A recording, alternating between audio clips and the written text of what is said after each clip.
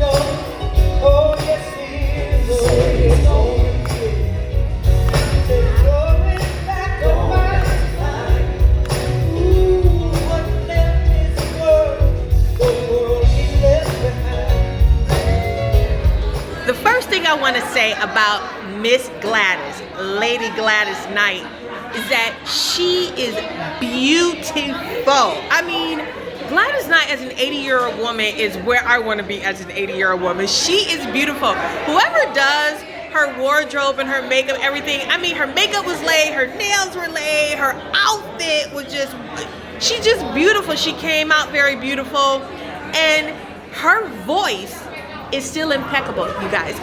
It is amazing voice. Her voice is still the same. It's like and you have to realize is that Gladys has been doing this since she was a child. She's, you know, like a lot of people back in that time frame. She started in the church, she started singing then, winning contests with her brother and her cousins, the Pips, when they were little kids. So she's 80, but she's been doing this, in my intro I said like, what, 50, 60 years, but she's really been doing this for 70 years. She came out on the stage with so much energy. I mean, she was dancing, she had a lot of energy. I love the fact that she's still spry. You know, she's a spry woman, a spry older woman. She looks great. She sounds wonderful. And like I said, how important it is for us to continue to see these legends and continue to support these legends. The thing about it is that she will be 82. Gladys will be 82 years old.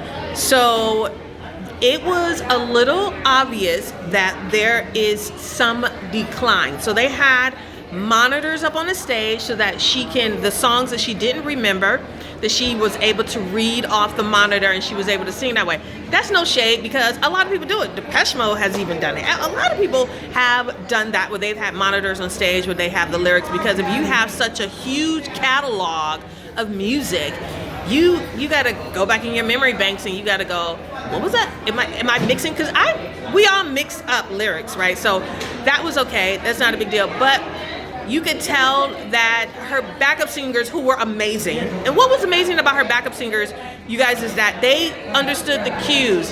They allowed her to be up front. So when she missed lyrics or missed cues, or she was too slow, or she just decided to do other things while the song was going on, they took note of that and they would go ahead and they would back her up. That's the point of a backup singer, is to back up in the areas where you're missing, is to back you up when, you know, there's some things you may have missed. So they're just wonderful. The ladies, the three ladies that she had with her were amazing. Not only were they amazing vocally, but I love their support. They not only backed up Miss Gladys, but they also supported her. So my hat is off to her backup singers. Her band, she had a lot of people in her band.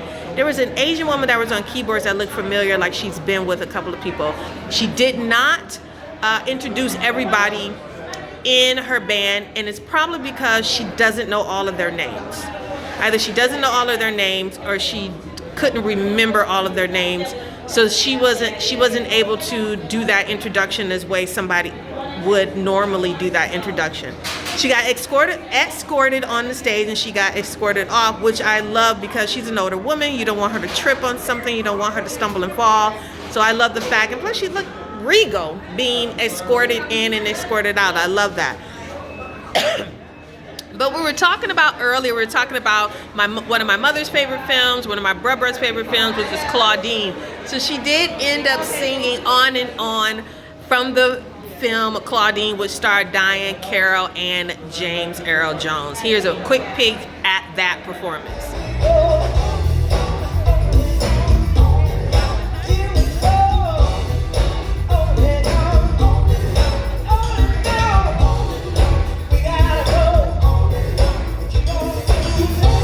Again, you guys, 2026 and on, we have to really start looking at our legends, and we have to support our legends, because our legends are leaving us, and if they're still performing, then it's worth going to see. Now earlier I was a little bit snippy, I was a little bit snide, seemed a little bit rude when I talked about, and I made reference to a gambling problem that Miss Knight had in, past, and so I didn't think that performing in a casino was the best thing for her. So I want to apologize if that seemed rude, and I kind of think about it, and I kind of think that it probably was a little bit out of order, because I really do want to be respectful to these artists, but I am so glad she came. I'm so glad that she performed at this time, and I'm glad that she had the energy. She performed for like an hour, a little bit over an hour, that she had the energy to do so. So that was Miss Night here at the Pechanga Casino in Temecula, one of my very favorite spots. And you know that Pechanga Casino, for a venue, got the Melanin Monarchy top spot as the venue of the year for 2025. Now let's talk about 7 Degrees of Depeche Mode. You guys have kind of hinted that I may do a 7 Degrees of Depeche Mode, but I'm gonna try to do it a little bit quickly. Okay, so Gladys Knight, she did the soundtrack for Claudine, the 1974 film Claudine. That soundtrack was written and produced by Mr. Curtis Mayfield. In that particular film was Diane Carroll, James Earl Jones. I talked about that. But Gladys Knight in her younger years, along with the LaBelles, opened up for a little girl group called The Supremes, or shall I say Diana Ross and The Supremes. Diana Ross, you know, she's a diva or whatnot. And so Diana Ross also in her solo career had a huge hit called I'm Coming Out, one of my favorite songs. I just think it was just really, really well written. That was written by Chic and none other than Mr. Niles Rodger. So Mr. Niles Rodger wrote I'm Coming Out with his partner of Chic. Now, Mr. Niles Rodger also did a remix of a song that appeared in the film Earth Girls Are Easy. You guys remember that film, Earth Girls Are Easy? Jeff Goldblum was in that film. I think one of the Waynes, I think Damon Wayans was in that film, and Jim Carrey was in that film. So Earth Girls Are Easy. So Nile Rodgers did a song, a mix of a song in the film Earth Girls Are Easy, and that song was Route 66 by Depeche Mode. So Route 66 by Depeche Mode, Nile Rodgers, he mixed it. It was in Earth Girls Are Easy. Nile Rodgers wrote I'm Coming Out for Diana Ross, and then Gladys Knight and the Pips used to open up for the Supremes, the Diana Ross and Supremes. And so there you go. That is my 7 Degrees of Depeche Mode. I haven't done that in a long time, and I wanted to get that to you. Also, Gladys Knight used to perform sometimes with Debbie Harry. Debbie Harry just did a song with Andy Bell. Andy Bell of Erasure, and you know that the other half of Erasure is, who the other half of Erasure is. And so therefore, Vince Clarke, he's the founder, one of the founders of Depeche Mode. So that's another 7 Degrees of Depeche Mode. All right, you guys, I will see you at the next live entertainment event. All of a sudden, I got a hot flash, you guys. It's been a while, and I'm still getting hot flashes. This is why I carry my fan in my concert bag. See, I carry my fan in my concert bag because I think it's when I get excited. I think these hot flashes come because it's when I get excited and I'm start talking, and then my body just says, let's make her sweat. Let's make her look like she just got out of some oily bow hunk. Okay. All right, you guys, I will see you at the next live entertainment event. Toodle pip.